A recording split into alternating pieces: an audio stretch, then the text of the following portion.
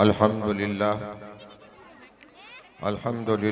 नहमदुहु व नस्तईनुहु व नस्तगफिरुहु व नु'मिनु बिही व नतवक्कलु अलैहि व नऊज़ु बिल्लाहि मिन शुरूरि अनफुसिना व मिन सय्यिआति अमालिना मन यहदिहिल्लाहु फला मुज़िल्ल लहु व मन युज़लिलहु फला हादिय लहु व नशहदु अन ला इलाहा इल्लल्लाह व नशहदु अन्न सय्यदना मौलाना नबियना शफीअना हादियना महदियना मुहम्मद सल्लल्लाहु अलैहि वसल्लम।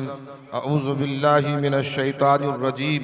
बिस्मिल्लाहिर रहमानिर रहीम। या अय्युहल्लज़ीना आमनू क़ू व अनफुसकुम अहलीकुम नारा।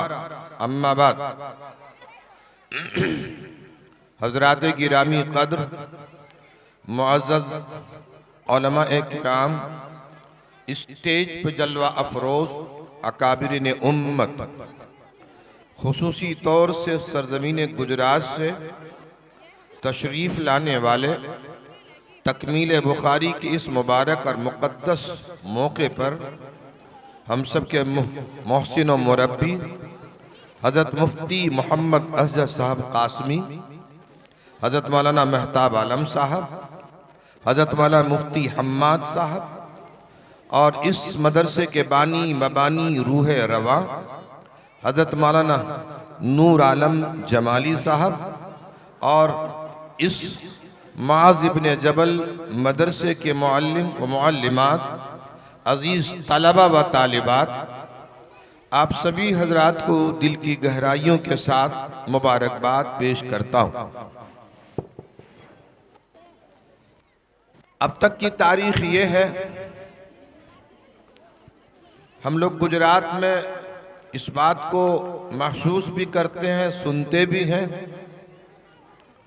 कि जहाँ बिहार के लोग होते हैं बड़े मुहज़्ज़ब होते हैं, दीनी जज्बा और शौक़ होता है और सिद्क़ और तड़प और तलब उनके दिल में होती है।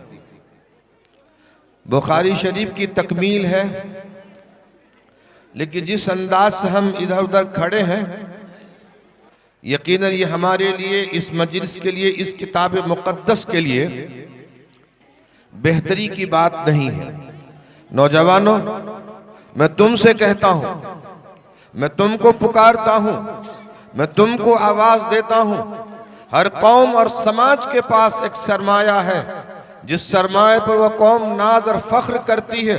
मुसलमानों, तुम्हारे पास अगर कोई सरमाए की सूरत में कोई ताकत व कुव्वत है जिस पर तुम फख्र करो, जिस पर इस कौम और समाज की बुनियाद, उसकी तामीर रख सकते हो, नौजवान की शकल में ये उम्मत के कीमती बच्चे हैं। इन बच्चों को दीन से, दीनदारों से, दीनी किताबों से, दीनी मजलिसों से, उलमा से जोड़ दो, ये बच्चे कीमती हो जाएंगे। और अगर इनका रब्त, इनका ताल्लुक उलमा से, उलमाए रब्बानी से, दीनी किताबों से, दीनी मजलिस से, दीनदार लोगों से नहीं होगा, ये दूसरे लोग भेड़ियों की तरफ इधर से उधर झपट्टा मारते हैं, ये इनको उचक लेंगे, हालात की नजर हो जाएंगे। फिर इन्हीं बच्चों से जो माँ और बाप बुढ़ापे के अंदर अपने बच्चों की दुआएं करते हैं, औलाद की तमन्ना आरजू करते हैं, रब्बे कायनात के सामने उठ करके तहज्जुद में रब्बे काबा के सामने अपने आंखों से आंसू का नजराना पेश करते हैं, वो माँ बाप अपने इन्हीं बच्चों से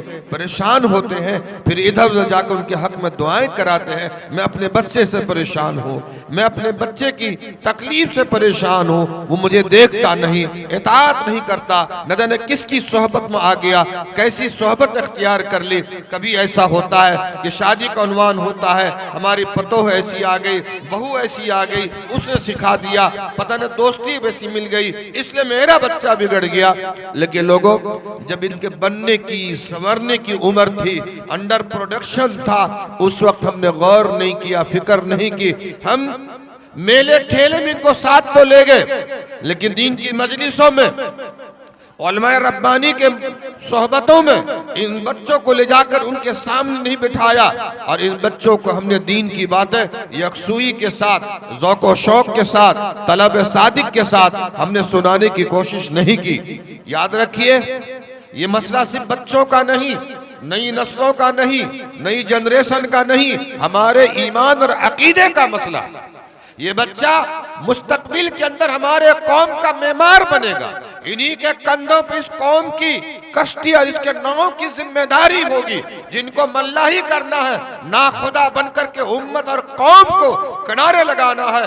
मसाइल में भी, मुश्किलात में भी, हालात में भी, हर तरह के फितने फसाद में भी इन्हीं बच्चों को खड़े होकर के उम्मत की रहबरी करना है। अगर ये बच्चे आज जिम्मेदारी को महसूस नहीं करेंगे, उलमा की गुफ्तगू नहीं सुनेंगे और इस दीनी मजलिस में शिरकत नहीं करेंगे, तो बोलो ये बच्चे कल कैसे तैयार होंगे, कैसे अपने बूढ़े माँ बाप की खिदमत करेंगे, कैसे गांव और समाज के काम आएंगे और कैसे ये बच्चे मुफीद और कार आमद अपने कौम और अपने समाज के लिए बन पाएंगे। इसलिए नौजवानों, तुमसे गुजारिश करता हूं, इस बुखारी शरीफ की निस्बत पे और मुआज़ इब्न जबल की निस्बत पे, इस अज़ीमुश्शान मदरसे की जो निस्बत है, उस निस्बत की लाज रखो।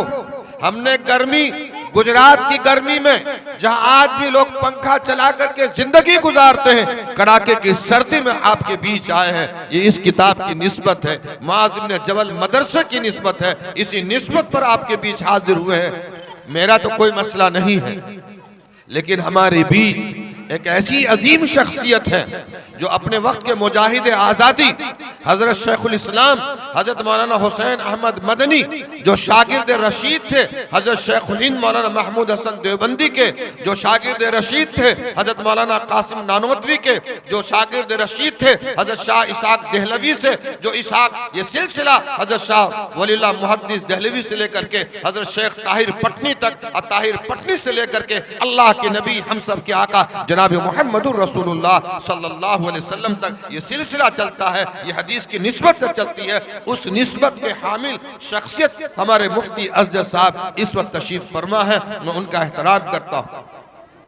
मैं उनकी आमद को, उनकी तशरीफ आवरी को, उनके इस स्टेज पर आने को मैं अपने लिए खुद सादत समझता हूँ कि उन्होंने बिहार का पहली मरतबा दौरा किया और मौलाना महताब साहब की मुखलिसाना, मौलाना नूर आलम जमाली साहब की मुखलिसाना काविश फिक्रों पर लब्बैक कहा और मौसम की तब्दीली और सर्दी के थपेड़े, चलने वाले कोहरे और उठने वाली ये बादे सबा, इन तमाम चीजों को आगे पीछे किया और सफर के लिए उन्होंने कमर बांधा और आपके बीच आके तशरीफ रखे हैं। इस वक्त हम उनके शुक्रगुजार, ममनून करम और एहसान मंद। मैं अपने माओ से कहता हूं, ये प्रोग्राम, ये बच्चियां जो आलिमा बन रही हैं, जो बुखारी के तकमील के लिए आखिरी हदीस पढ़ने वाली हैं, इनमें जितनी माएँ हैं, ये 9 बच्चियां आलिमा बनकर समाज में जाने वाली हैं। इनमें से इनकी बेटियां, ये उनके खुशी का मौका है, उनको मुबारकबाद दिया जाए, उनके माँ और बाप का माथा चूमा जाए, उनको मुबारकबाद पेश किया जाए कि उन्होंने अपनी बेटी को स्कूल और कॉलेज की तालीम देते और अपनी बेटी को इस वक्त चमक धमक का दुनिया और असली तालीम के दानिशगाहों में भेज करके वो MBA करा लेते, BA करा लेते, टीचर की ट्रेनिंग कराते, D.Ed और B.Ed करा लेते। उन्होंने कुरान और सुन्नत से उलमा रब्बानी की आवाज़ों पर उन्होंने अपने बच्चे को दीनदार बनाया, आलिमा बनाया। इसलिए माओं से गुजारिश करता हूं, अगर मेरी आवाज आपके कानों तक पहुंचती है, अल्लाह के वास्ते, आपका बोलना बड़ा मशहूर है, आपका खामोश रहना भी बड़ा मशहूर है। मेरी गुजारिश, अगर आप थोड़ा खामोश रहें और चुप हो जाएं, संजीदगी से 2-4 बातें सुन लें।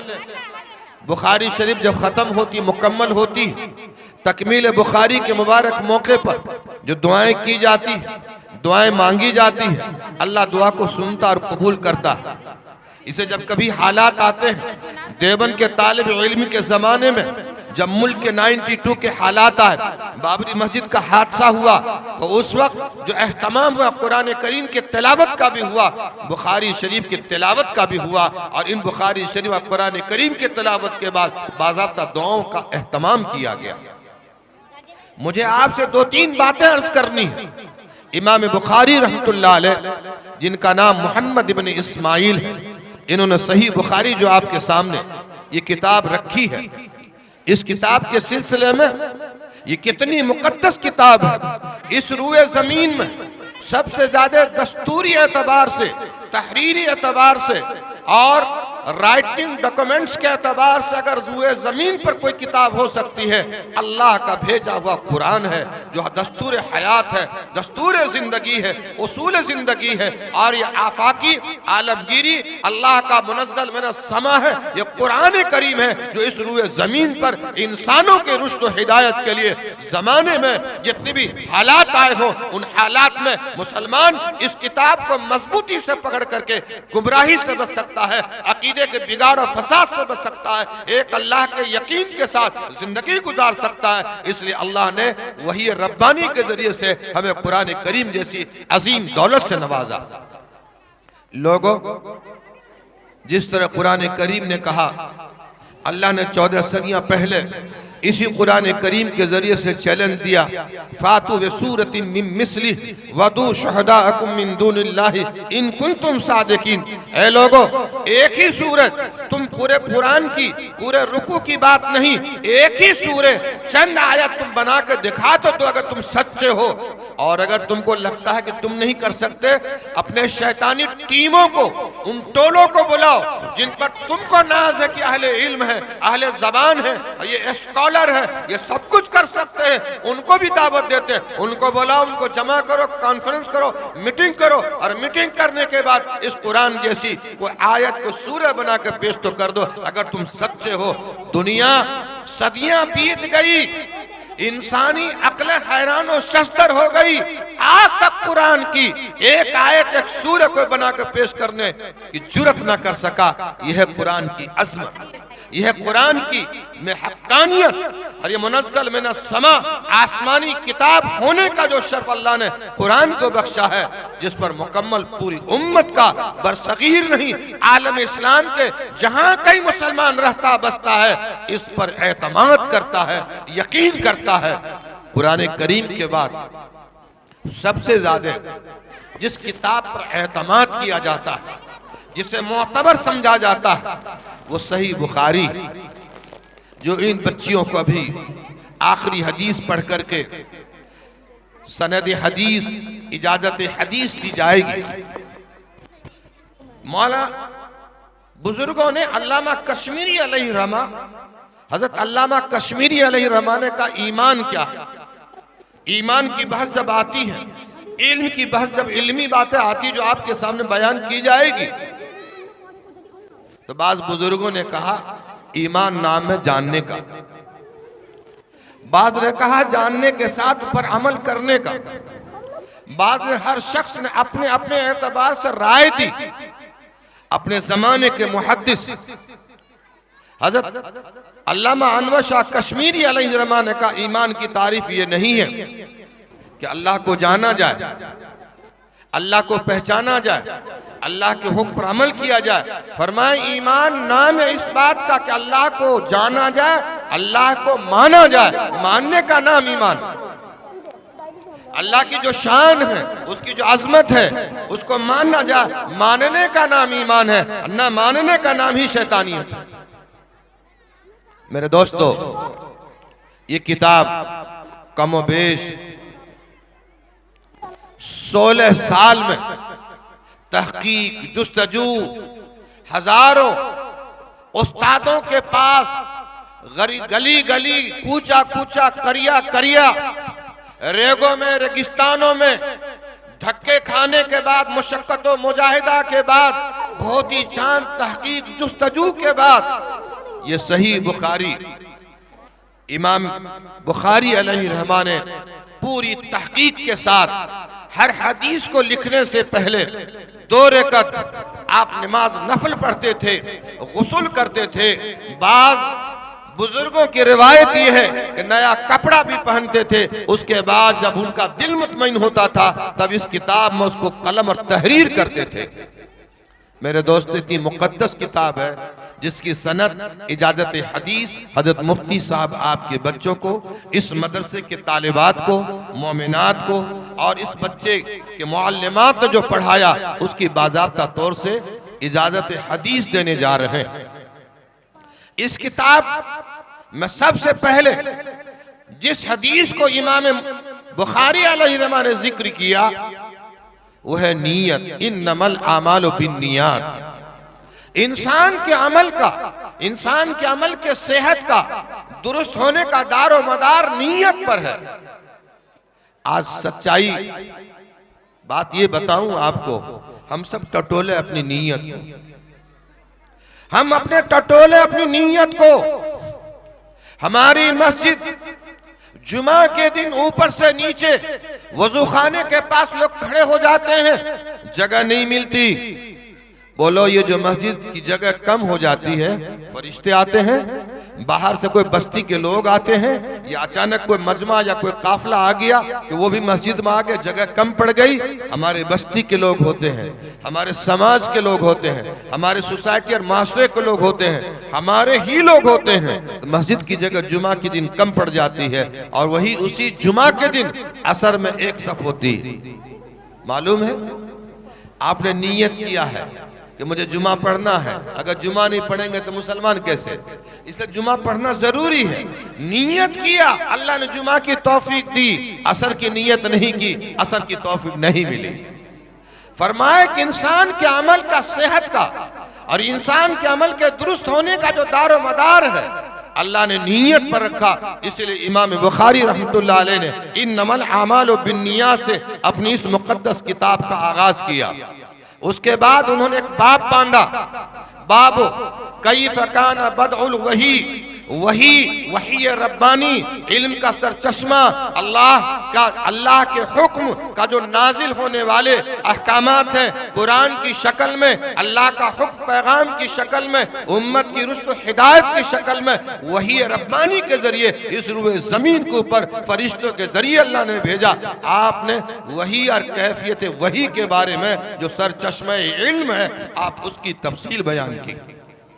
इमाम बुखारी की सबसे बड़ी जो खूबी है, उनकी जो फ़क़ाहत है, उनके जो इल्म तक़वा और वरा और खौफ़े खुदा है, जो उनकी हिकमत और दानाई है, उन्होंने जो किताब में तर्जमतुल बाब, जिसका उन्होंने इंतिबाह, मुताबिकत, मुनासिबत इस अंदाज से किया है कि जिससे पहली हदीस का और आखिरी हदीस का अगर आपके सामने जोड़ और उसकी निस्बत, उसकी मुनासिबत अगर बयान कर दिया जाए तो आपको लगेगा इतना बड़ा ये शख्स जो अपने वक्त का मुहद्दिस कबीर है, इतना बड़ा शख्स जो अपने जमाने का एक मुजद्दिद है, जो तजदीद ईमानी के लिए, उम्मत में गुमराही और बिगाड़ और फसाद के लिए हदीस रसूल को जिस तरह आटा गोंदने के बाद उसमें अगर बाल आ जाए, उस बाल के सिरे को पकड़ते हैं तो पूरा का पूरा बाल बगैर टूटे निकल जाता है। इसके एक एक झोल को, मौजू रिवायतों को,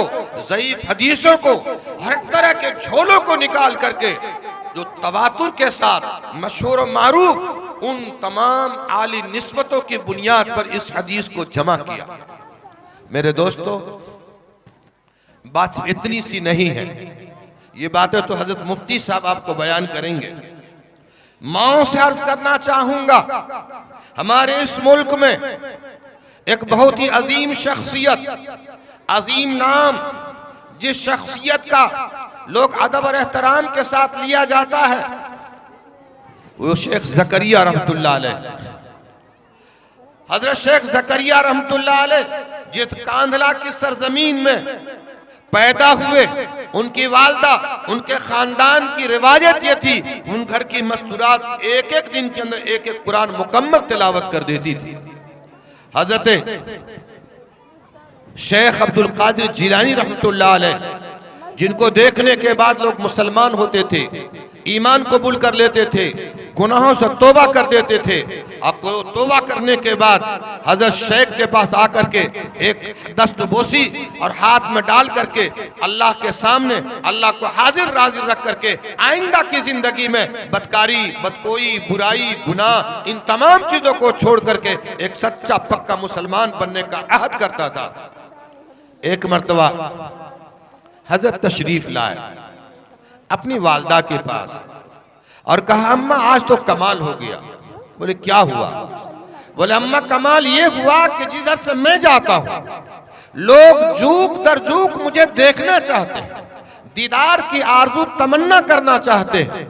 लोग मुसाफा और हमारे करीब आकर के जिधर नजर उठा लो लोग देख करके इस्लाम कबूल कर देते हैं, आगों से इस्लाम में आ जाते हैं। और लोग जो मुसलमान ईमान वाले हैं वो तौबा कर लेते हैं, सच्चा पक्का मोमिन बन जाता है और आइंदा की जिंदगी में गुनाह न करके अल्लाह की बंदगी का वादा करता। माने का बेटा इसमें तेरा कोई कमाल नहीं। बोले अम्मा पूरी दुनिया ये कहती शेख अब्दुल कादिर ये तेरा कमाल है, ये तेरे चेहरे का कमाल है, तेरे चेहरे का नूर है कि जब हम तेरे चेहरे को देखते हैं अंदर से बेचैनी और बेकरारी होती है, ऑटोमेटिक दिल चाहता कि मैं तौबा कर लूं, अल्लाह को एक मान लूं, अल्लाह की बंदगी करूं, अच्छा बंदा बनकर जिंदगी गुजारूं और गुनाह जिंदगी में ना आए। ये जज्बा उनके अंदर। गैर ईमान वाले देखते हैं ईमान उनके सीने में आता है, अल्लाह उनको हिदायत दे देता है और मेरे हाथों पर हाथ रख करके वो कलमा और यकीन की दावत पर लब्बैक कहता है और मुसलमान तौहीद का दीवाना बन जाता है। अम्मा आप कहती हो इसमें तेरा क्या कमाल? माँ ने बात कही कि बेटा मैं सही कह रही हूं, इसमें तेरा कोई कमाल नहीं, मेरा बेटा ये मेरा कमाल है। बोले आपका क्या कमाल?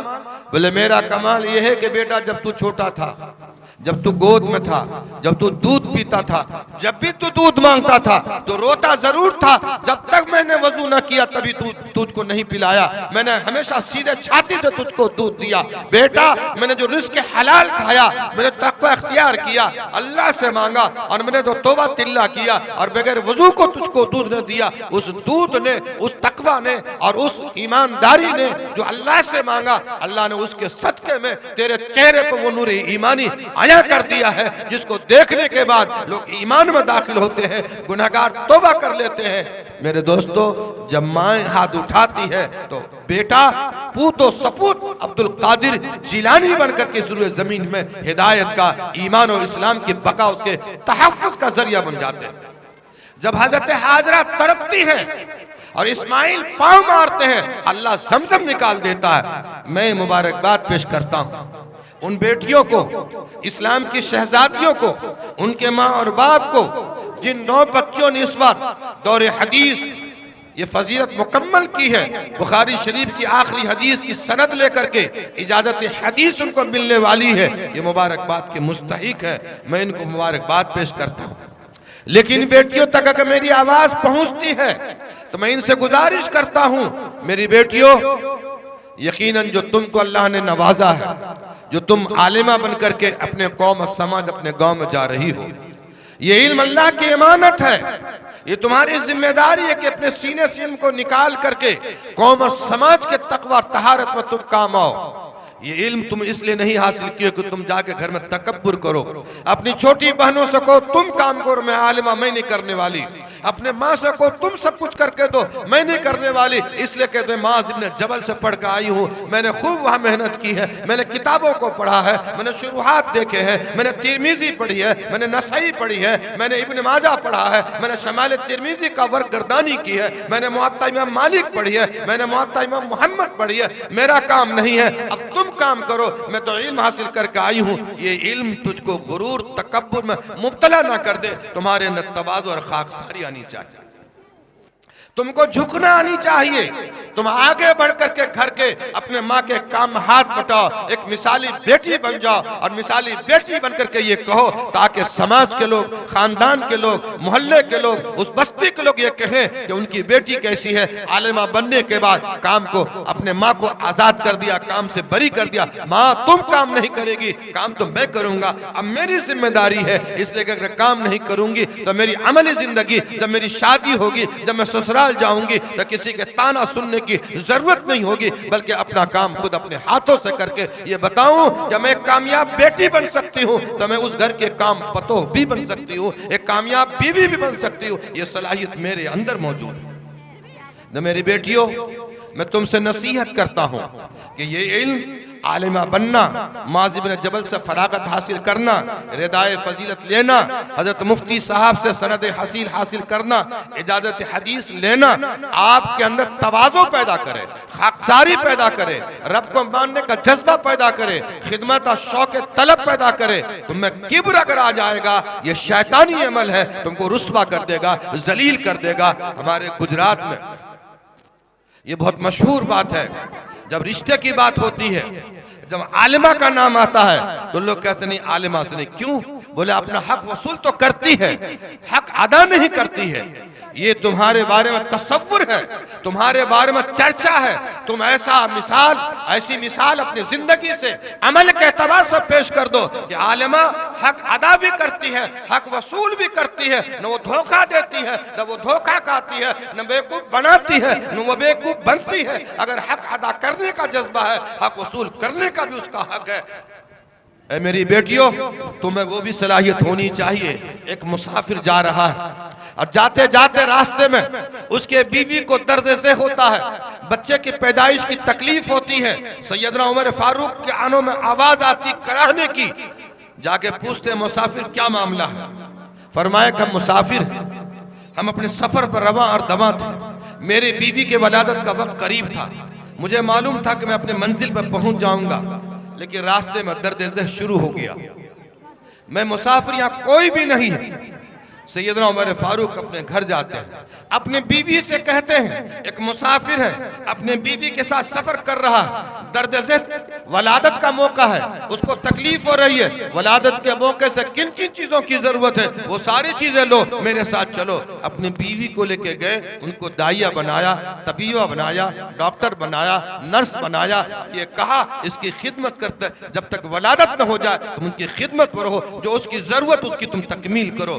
ये वक्त के 40,000 मुरब्बा मील के अमीर मोमिनीन सैयदना उमर फारूक की जिंदगी है, ये उनकी सीरत है, उनके बुलंद करतो किरदार की मिसाल है, जो दुनिया की तारीख में नहीं मिल सकती, जो मोहम्मद रसूलुल्लाह के गुलामों की तारीख में उनके करतो किरदार की बुलंदी मिल जाएगी। मेरी बेटी, वक्त आएगा तो समाज से तुमको नर्स भी बनना पड़ेगा, डॉक्टर भी बनना पड़ेगा, तबीबा भी बनना पड़ेगा। हर किस्म की मदद, हर सब किस्म की खिदमत के लिए अपने आप को तैयार करना पड़ेगा। ये तुम्हारी जिंदगी का नस्बुल ऐन और ये मिशन है। इस मिशन के ऊपर अगर तुम चलोगे, अल्लाह तुमको इज्जत देगा, सरबलंदी देगा, उरूज देगा, कमाल देगा, और दुनिया में भी नाम होगा, आखिरत में भी अल्लाह तुमको जन्नत और जन्नत से भी आला मकाम, जो उलमा के लिए, इल्म हदीस के लिए, दीनदारों के लिए और दीनी तालीम हासिल करने वाले उलमा के लिए लिखा है, उससे तुमको सरफराज और सरबलंद किया जाएगा।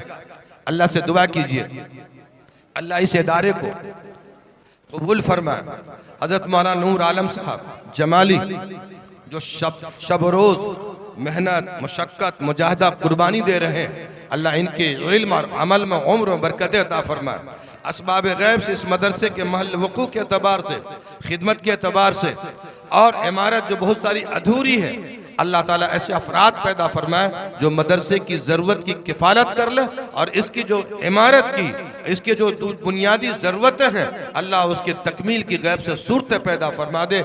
इन्हीं बातों के साथ मैं इस मौके पर आप सभी हजरात को सुबह से मुसलसल पे दर पे सर्दी गर्मी को देखे बगैर आप हजरात तशरीफ फरमा है। ये दीन से मोहब्बत की बुनियाद है। जो जिससे मोहब्बत करता है, जो जिसकी सोहबत को लाजिम पकड़ता है, कल क़यामत के दिन उसका हश्र उसी के साथ होगा। आपको भी अल्लाह उलमा में, सुलहा में, सिद्दीकीन में, नेक और सालेहीन लोगों के साथ आपका हश्र और आपका अंजाम करे और आप कामयाब हो, अल्लाह के पसंदीदा और अल्लाह के वो बंदे जिससे अल्लाह राजी हो, ऐसे बंदों में आपका नाम शुमार हो। इन्हीं बातों के साथ मैं अपनी बात को मुकम्मल करता हूँ। अल्लाह ताला हम सबको अमल सालिह की तौफीक नसीब फरमाए। वमा तौफीकी इल्ला बिल्लाह व आखिरु दावाना अल्हम्दुलिल्लाहि रब्बिल आलमीन।